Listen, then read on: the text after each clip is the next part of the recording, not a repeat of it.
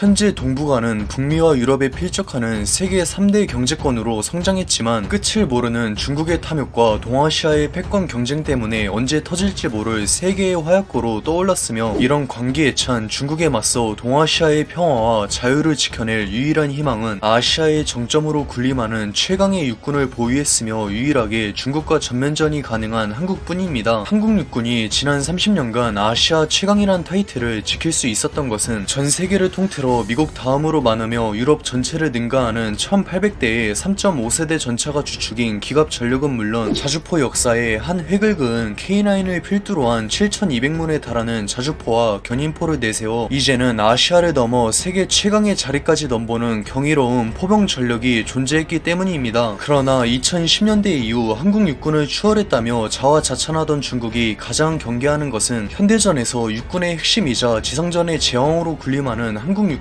공격 헬기 전력인데, 한국 육군은 현존 최강의 공격 헬기인 아파치의 도입으로 만족하지 않고 한국형 공격 헬기인 LAH까지 개발하며 아시아 최강의 공격 헬기 전력을 보유하는 것을 목표로 삼고 있습니다. LAH는 2030년까지 6조 원을 투입해 215대의 국산 공격 헬기를 도입하는 한국 육군 역사상 최대 규모의 사업으로, 도입한 지 40년이 훌쩍 넘은 코브라 공격 헬기를 전량 대체할 예정인데, LAH는 한미연합군이 제공권을 장악할 것이라 굳게 믿고 공격 헬기 간의 공대공 전투를 포기한 대가로 동급의 중형 공격 헬기들을 아득히 넘어서는 압도적인 대전차 능력을 확보했습니다. 그동안 한국 육군은 그 명성에 걸맞지 않게 구형 공격 헬기인 코브라와 500M 디펜더만을 보유하며 감당할 수 없는 속도로 전력을 증강하던 중국 육군에게 아시아 최강의 자리를 넘겨줄 위기였는데, 아파치 다음가며 비슷한 체급에선 독보적인 대전차 능력을 보유한 LAH를 대량 양산하면서 압도적인 물량으로 한국 육군에게 낭만과도 같았던 중국의 기계화 군단은 무용지물이 되었습니다. 당연히 중국은 LAH를 대놓고 언급해 동북아의 평화를 위협한다며 초조한 기색을 감출 수 없었는데, 군사 전문가들 또한 최소 200대를 넘을 LAH가 아파치를 능가하는 재앙이라 평가했으며, 기계화 군단을 앞세워 한반도 진출을 꿈꿨던 중국의 야심찬 계획은 수포로 돌아갔는데, 대중국 포위망의 붕괴와 태평양 진출 모두 물거품이 되었으니 그저 하늘을 원망할 수밖에 없습니다. LAH는 원본이 유럽에선 이미 단종된 지 오래인 구형 기체를 바가지 쓰고 도입했을 뿐만 아니라 체급과 무장량에서 아파치보다 한참 열세라며 억울할 정도로 저평가를 받고 있지만, F-35의 도입 이전 한국 공군 최강의 전투기로서 동북아의 하늘을 제패한 F-15K는 1970년대에 개발되었으며, 한국이 도입할 LAH의 체급과 성능은 중형 공격 헬기인 코브라를 한참 능가합니다. 오히려 한국이 개발비를 전액 부담하는 조건으로 한참 잘나가던 기체의 독점 생산과 원본의 단종을 요구했기 때문에 LAH는 PT 기능 경쟁 없이도 폴란드와 아랍에미리트에 수출을 진행하고 있으며, 애초에 미국은 무장헬기의 라이센스 생산을 제한했는데 육자대의 닌자가 처참하게 폭망한 것을 감안하면 지금의 LAH는 최고는 아닐지언정 원하는 결과를 얻어낸 최선의 선택이었습니다. 무엇보다 LAH는 우월한 전자장비와 무장으로 체급의 한계를 가뿐히 뛰어넘었는데, 특히 한국형 헬파이어라는 말이 전혀 아깝지 않은 청검은 LAH의 핵심이자 전부라고 해도 과언이 아니며, 원본인 헬파이어는 전차포탄의 2배가 넘는 1400mm의 압도적인 관통력으로 아파치를 전차킬러로 만들었는데, 그와 동급인 청검도 현존하는 거의 모든 전차를 일격에 격파할 수 있습니다. 또한 한국 육군이 무슨 일이 있어도 2030년까지는 100대에 달하는 아파치를 보유하겠다고 천명하자 개발사인 보잉은 물 들어올 때 노졌겠다며 현지 생산은 물론 기술 이전까지 약속했는데, 개발된 지 30년이 넘은 아파치가 지금까지도 현존하는 공격 헬기의 정점이자 지상전의 제왕으로 군림하는 것은 경쟁자들이 도저히 따라잡지 못하는 우월한 전자장비를 탑재했기 때문입니다. 본격적으로 전차킬러라는 별명을 얻은 아파치 가디언의 핵심은 독보적인 표적 획득 장비인 롱보우 레이더이며, 롱보우 레이더는 최우선 목표 130개를 식별해 그중 16개를 동시에 공격이 가능한데, 한국은 아파치 도입국 중 유일하게 이 기술을 이전받아 LAH에 적용할 계획이며, 아파치의 압도적인 순간 화력은 무장량이 비교적 아쉽지만 215대에 달하는 LAH의 물량으로 대체할 수 있습니다. 그동안 한국 육군은 현대전에서 육군의 핵심 전력인 공격 헬기가 빈약하다는 것이 약점으로 지적받았는데, 조만간 현존 최강의 공격 헬기인 아파치의 최대 보유국으로 올라설 전망이며, 마침내 한국형 아파치인 LAH까지 양산해 아시아의 호랑이라는 이름값을 제대로 증명했으며, 한반도로 진출해 동아시아의 패권을 장악하려던 중국의 계획은 완전히 물거품이 되었습니다. 변은 익을수록 고개를 숙이는 법이지만 중국은 코로나 사태 이후 끝내 전 세계를 상대로 이빨을 드러냈으며 한국을 포함한 주변국들은 대중국 포위망을 결성해 중국의 숨통을 조이는 상황에서 태평양으로 향하는 마지막 관문인 한반도의 주인이자 대중국 포위망의 최전선인 한국과 중국의 대결은 피할 수 없는 숙명이며 동아시아의 운명이 한국의 손에 달렸다고 해도 과언이 아닙니다. 세계 5위의 군사 강국인 한국과의 전쟁은 제 아무리 중국이라도 막대한 피를 흘릴 각오를 해야 하지만 중국 입장에선 어떤 희생을 치러서든 동북아의 전략적 요충지인 한반도만 점령한다면 빠져나갈 틈이 보이지 않던 대중국 포위망은 파도 위의 모래성처럼 건드릴 것도 없이 저절로 무너질 것이며 현재 중국은 한반도를 담당하는 북부 정부의 절반을 훌쩍 넘는 지상군을 배치했습니다. 이미 한국군은 하늘과 땅보다 더한 격차로 북한군을 압도하며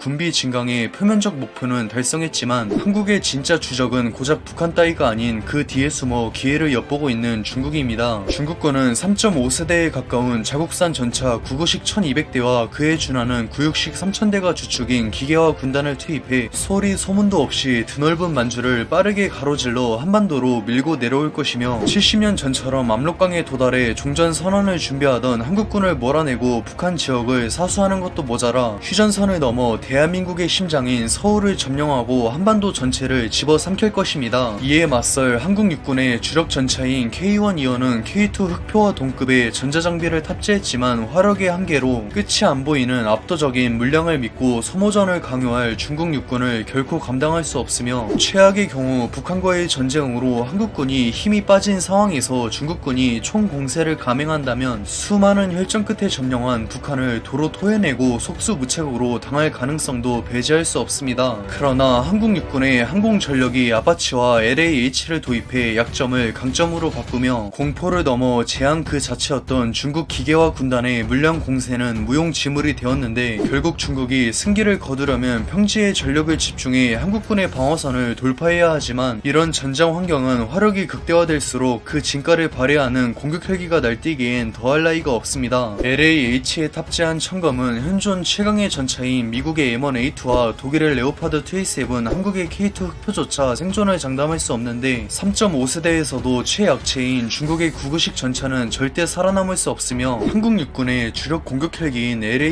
LAH-215대는 이론상 한 번 뜰 때마다 860대의 전차를 격파할 수 있는데 여러 변수를 감안해 명중률을 절반으로 낮춰도 중국군은 한 개의 기갑사단을 잃게 됩니다. 한국 육군의 주력 공격 헬기인 LAH가 중국 육군의 기계화 군단을 상대로 진격을 늦추며 발을 묶어두는 사이 기동성과 생존성이 우월한 한국 육군의 아파치가 후방으로 지도새도 모르게 침투해 수십만에 달하는 병력을 먹여 살리기 위해 본토에서 지원할 중국의 보급로를 하나도 남김없이 끊어버린다면 최정예로 평가받는 북부 정부의 기계화 군단은 밤만 축내는 돼지로 전락할 것입니다. 한반도라는 지옥도에 갇힌 중국군은 밤낮을 가리지 않고 미사일 비를 퍼붓는 LAH 군단에게 쓸려나갈 것이며 설령 중국군이 공세 종말점에 도달하기 전에 뭐라도 해보겠다며 총공세를 감행해도 그들을 반갑게 맞이하는 것은 LAH가 벌어준 귀중한 시간 덕분에 재정비를 마친 한국 육군이며 북진 통일이라는 마지막 과업을 위해 거침없이 진격할 제7기동 군단에게 처참하게 도륙당할 것입니다. 한국은 아파치와 함께 LAH의 개발로 아시아 최강의 공격 헬기 전력을 보유하게 되었으며 한국형 아파치라는 말이 아깝지 않은 LAH는 진정한 자주 국방에 또 한 걸음 다가서는 원동력이 되었는데 한국 육군의 LAH 도입은 아직도 한반도를 노리고 있는 주변국들에게 압도적인 힘을 과시함으로써 동아시아의 중심인 한반도의 평화와 자유를 반드시 지켜내겠다는 대한민국의 굳건한 의지입니다. 지금까지 3분 밀떡이었습니다. 저는 다음 이 시간에 더 맛있게 찾아뵙겠습니다.